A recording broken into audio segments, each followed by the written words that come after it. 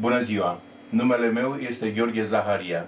Reprezint România la expoziția internațională itinerantă în Unitatea Familiei, Unitatea Lumii, cu compoziția sculpturală Proiect pentru monument în memoria romanovilor, închinată amintirii familiei ultimului țar al Rusiei.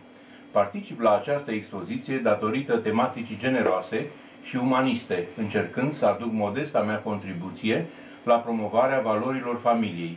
Am un respect deosebit pentru arta și cultura rusă, de asemenea și pentru publicul rus, care este foarte sensibil față de artă. Pentru mine, familia este foarte importantă, considerând-o celula sfântă a societății umane, fiind sprijinul necesar și dinamic pentru membrii ei de-a lungul întregii vieți. În țara noastră, tradiția familială este încă foarte puternică.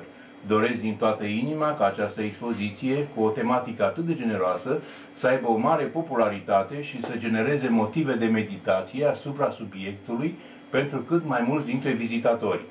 Membrii familiei mele doresc să sublinieze că suntem o adevărată familie. Привет, России!